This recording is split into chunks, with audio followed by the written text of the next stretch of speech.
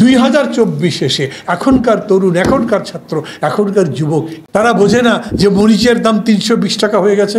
তারা বোঝে না যেরকম করে জিনিসের দাম বেশি হয়েছে, তুমি চাকরি যদি বা পাও ওই টাকা দিয়ে মরিচই তো কিনতে পারবে না। কলকাতাতে ট্রাম ভাড়া বেড়েছিল 1 পয়সা, হুলস্থুল হয়ে গেছিল সেখানে, এমন রকম ব্লকেট, ওরা তো বন্ধ বলে। শেষ পর্যন্ত ওই 1 পয়সা ভাড়া যেটা বাড়ানো হয়েছিল সেটা কমানো হয়েছে। আর আমাদের এখানে সকালবেলা আপনারা একটা দেশলাই কিনতে যান, তার দাম ধরেন 5 টাকা, বিকেলবেলা গেলে বলে 10 টাকা, তাই দিতে হয়। অথচ তারপরেও সকাল বাদ দিয়ে বিকেলবেলা শত শত লোক নামে না, হাজার হাজার লোক নামে না। কেন দেশলাইয়ের দাম বাড়বে? আমরা সবাই বলি দাম বাড়ে কেন? সিন্ডিকেটের জন্য। কই সিন্ডিকেটের বিরুদ্ধে মিছিল তো বেরোচ্ছে না কেন? বলছি জানেন, আমাদের নিজেদের ভাবা দরকার। এইটাই তো সেই তারুণ্য যে এই দেশে স্বাধীনতার পতাকা তুলেছিল, পাকিস্তানি সেনাদের সঙ্গিনের সামনে রক্তের নদী বয়ে গেছে, সেই পতাকা কেউ নামাতে পারেনি। সেই ইতিহাস কে রচনা করেছে? এই দেশের ছাত্র, এই দেশের যুবক, এই দেশের তারুণ্য। অথচ সেই যুবক, সেই তারুণ্য, সেই ছাত্র এখনও আছে, রাজপথে আছে। অথচ সবচেয়ে ন্যায্য লড়াই, মুক্তির লড়াইটা গড়ে উঠছে না। এখন পর্যন্ত খোলাখুলি বলতে পারছি না, আলোচনার ভিত্তিতে ঠিক করতে পারছি না অতীতে আবার কি ভুল ছিল। লক্ষ লক্ষ লোক নেমেছে এইখানে। এখানে যারা আছেন আমার মনে হয় না কারো তখন সেই বয়স হয়েছে যারা 69 দেখেছেন, 70 দেখেছেন। আমি বলি আমি দেখিনি কোন অর্থে, আমি ঢাকা ছিলাম না, চট্টগ্রাম ছিলাম, কিন্তু আমি ছাত্রলীগ করতাম। যেই সংগঠন এই আন্দোলনগুলোতে নেতৃত্ব দিয়েছিল আমি সেই সংগঠন করেছি, ছাত্রলীগ করেছি, পরবর্তীকালে আমি একসময় আওয়ামী লীগও করেছি। আমি জানি 69 যে মহান গণঅভ্যুত্থান আমরা বলি, সেই গণঅভ্যুত্থানে 20 জানুয়ারি আসাদ যখন মারা গেছে তখনও হাজার হাজার লোক নামেনি। 24 তারিখে যেটাকে আমরা গণঅভ্যুত্থান দিবস বলছি, সেই একটা দিন সয়লাভ হয়ে গেছে ঢাকায়।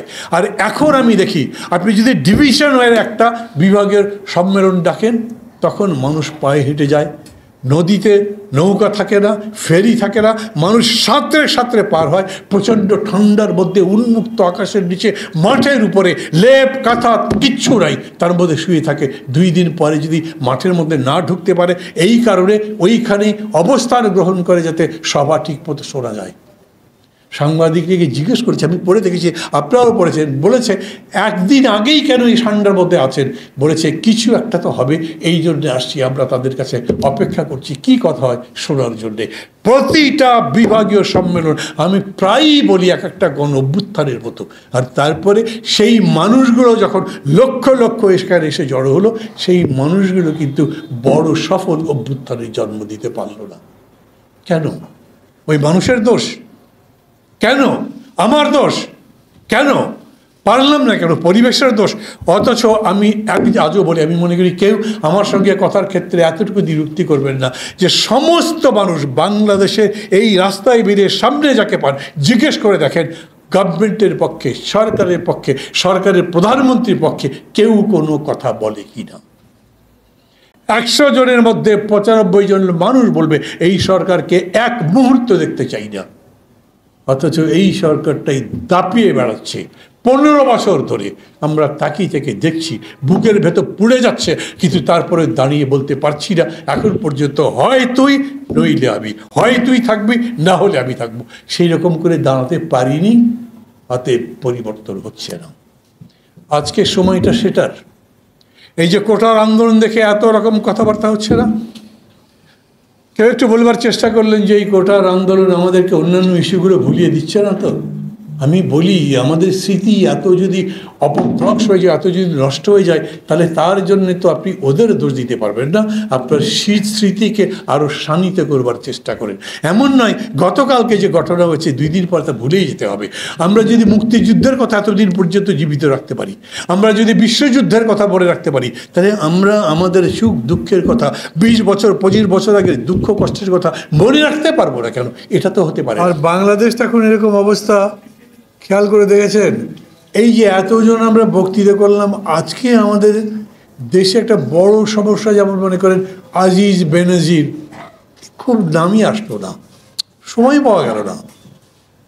কই আবেদ আলী একজন হঠাৎ বিখ্যাত হয়ে গেলেন, এবং এর প্রতিদিনই দেখবেন যে একটা আলী নালে হোসেন নালে কেউ আসতেই থাকবে। যে কবিতা একটা আছে না, সম্মুখ উর্মিরে ঠেলি পেছনের ঢেউ, মানে বড় যেটা সমুদ্র বলেন, বড় নদীতে ঢেউ একটা ওঠে আর একটাকে পেছনে সে ঠেলে দেয়, একটা ঢেউ উঠে সামনের ঢেউ পেছনে চলে যায় অথবা অথবা অদৃশ্য হয়। আমাদের এখানেও ব্যাপারটা সেরকম। বেগম জিয়াকে আমরা কি বাঁচাতে পারবো? আমি তো বিএনপি করি না, কিন্তু সেটা অন্য কথা। মানে হঠাৎ করেই যখন কালকে রাত্রে জানলাম, আজকে সকালে পত্রিকায় পড়লাম আবার তাকে হসপিটালে ভর্তি করা হয়েছে। গতবার যখন তাকে হসপিটাল থেকে আবার বাসায় নেওয়া হলো, তখন বিএনপির নেতারা ডাক্তাররা বলেছিলেন তার অসুখটা এমন, এই ভালো হবেন এই খারাপ হবেন, এবং যা তার ট্রিটমেন্ট হিসেবে করা উচিত ছিল সেটা করা যায়নি। ওই একবার বাইরে থেকে সার্জনরা এসে সার্জারি করে তার একটা বাইপাসের মতো ভেতরে করেছেন, যাতে রক্তগুলো ঠিকই বুকের মধ্যে জমা না হয়ে বের হয়ে যেতে পারে ভেতরেই, কিন্তু তারপরে রিস্কটা যায়নি। মানুষ বাঁচাতে পারছি না আমরা, বেগম জিয়াকে বাঁচাতে পারছি না, এরকম কথা বিএনপির সবাই তো নিশ্চয়ই ভাবছেন। আমি এরকম দেখছি না তো, এত বড় দুশ্চিন্তা নিয়ে হঠাৎ করে অথবা প্রস্তুতি নিয়ে একদিন সকালে দুপুরে সন্ধ্যায় যে কোনো একটা সময় হাজার হাজার লাখ লাখ মানুষ মিছিল করে নামলো। আমি কোনো ছোটও কিছু করছি না, বড়ও কিছু করছি না।